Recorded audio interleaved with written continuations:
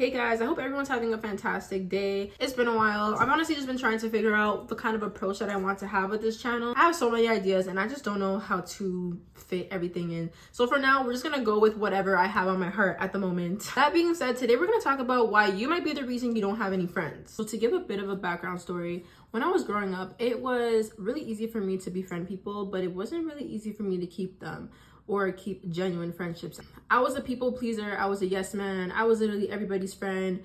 So I wasn't really loyal to anyone. I had friends that were opposing and I was still friend with that other person because they didn't do anything to me. And it dawned on me literally a couple years ago, honestly, that that's just not the way a friendship is, because at base, a friend is loyal. So that being said, it might have perceived me as an inauthentic, disloyal friend, but genuinely in my heart, I just wanted to be their friend because I like them for whatever reason. It's now that I understand that you can't be everybody's friends. Some friends are meant to be in different positions in your life, if that makes sense. I say all that to say, during my never-ending healing journey, I realized that I had to categorize my friends in 4 different categories: micro, inner, outer, and macro circles. Micro circle is composed of me and God. Literally it. I tell him everything, we really like this. My inner circle is composed of me and my friends that I can trust with my life. I tell them everything. I trust them with everything. They could basically be my relative. Then I have my outer circle. These are the people that I go out with. We have fun. I trust them to a certain extent. Like, I trust them to be honest and to be loyal and to not abandon me or betray me. But I don't tell them my secrets. I don't tell them everything. Finally, my macro circle. This would be my friends on social media, my acquaintances, people that I like that I'm not close to. So I don't really know them like that, but I still feel like we're cool. Like, we could see each other and it'd be calm. Categorizing my friends has allowed me to be more selective when it comes to my energy, my time, and the spaces I choose to occupy. This has also given me a sense of self-respect and self-love, because I finally built up the courage to say no to certain things.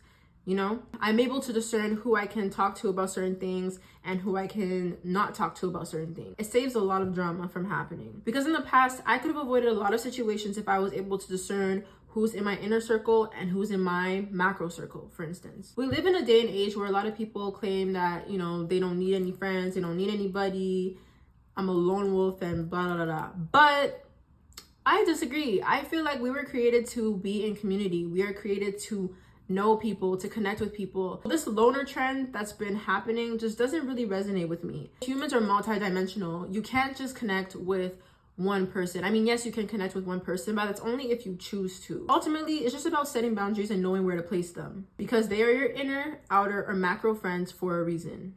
You might be the reason you don't have any friends because you don't know what to look for in a friend. Often we make the mistake of looking for ourselves in other people, and that almost always disappoints us. We set expectations for people instead of accepting them for the way they are. Do you want a friend that is loyal, that is supportive, someone that is reliable, someone that will correct you in private and defend you in public?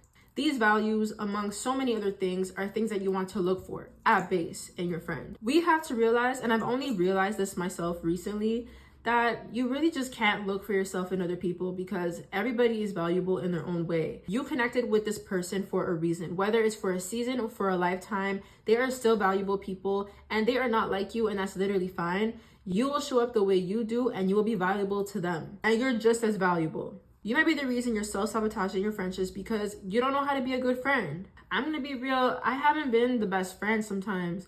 There's been some times where I haven't kept my word, where I just haven't shown up for other people. There's been some times where I haven't been a loyal friend. And it's so easy to point the finger at somebody else, but it is literally essential, no matter what the form of relationship is, that we are able to look into the mirror and say, what was my part in the situation? We have to realize, yes, there are some genuinely shitty people out there, but there are some people where it's like cause and effect. There is a reason why they did that thing. You can hold that person accountable and tell them, I don't like how you did that because, it could have been handled differently or whatever the case may be.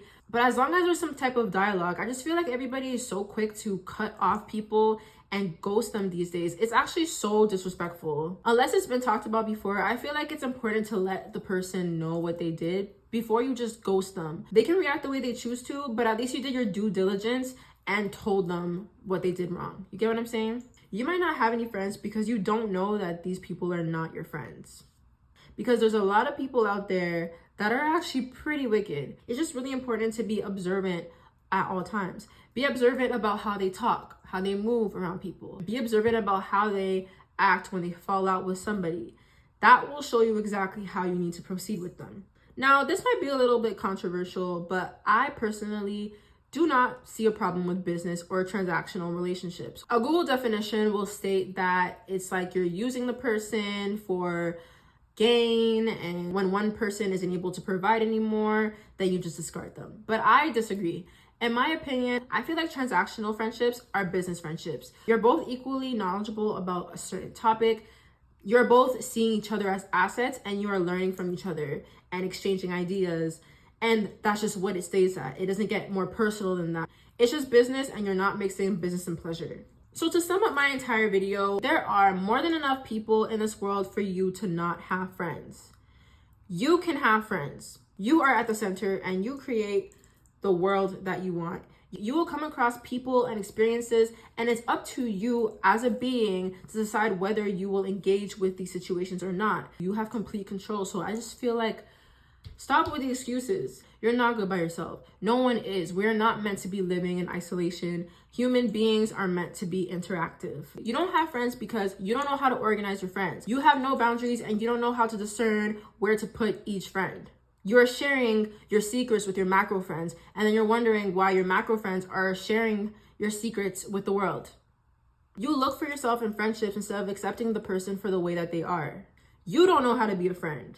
And finally, you don't know how to see that they are not your friend. Be selective with your time, your energy, and the spaces you choose to occupy. It's not for anybody to understand, but get comfortable with saying no. Everyone has an individual journey. It is not going to be linear. As long as you are authentic, at the end of the day, that's all that matters. Well, guys, I really hope you enjoyed this video. The topic of friendships has always been very personal for me because I've had to go through so many situations in order to realize who my friends are and who isn't my friend. And literally everything that I said today applies to me. I'm still on my journey. I'm still learning, just figuring myself out. So I'm just going to end this off here. What have you found about being selective? Thank you so much for watching, and I'll see you in the next video. Bye.